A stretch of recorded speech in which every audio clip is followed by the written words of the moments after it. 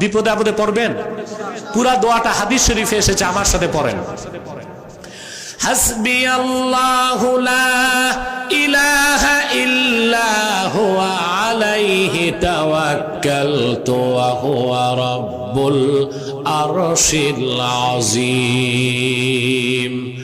হাদিস সাক্ষ্য দেয়, আল্লাহর কোন মুমিন বান্দা যদি ফজরের পর 7 বার এই দোয়াটা পড়ে, মাগরিবের পর 7 বার পরে, আল্লাহর রহমতের চাদরে বান্দা লেমিনেটেড হয়ে যাবে।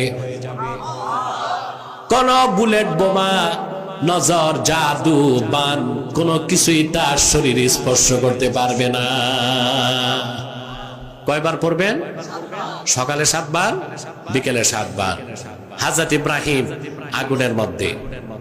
কাসাসুল কোরআনে ইবনে কাসির লিখেছেন, হযরত ইব্রাহিম আলাইহিস সালাম যাকে বাবা বলতেন, আজার, সে প্রাসাদের ছাদ থেকে আগুনের দিকে তাকাইছে।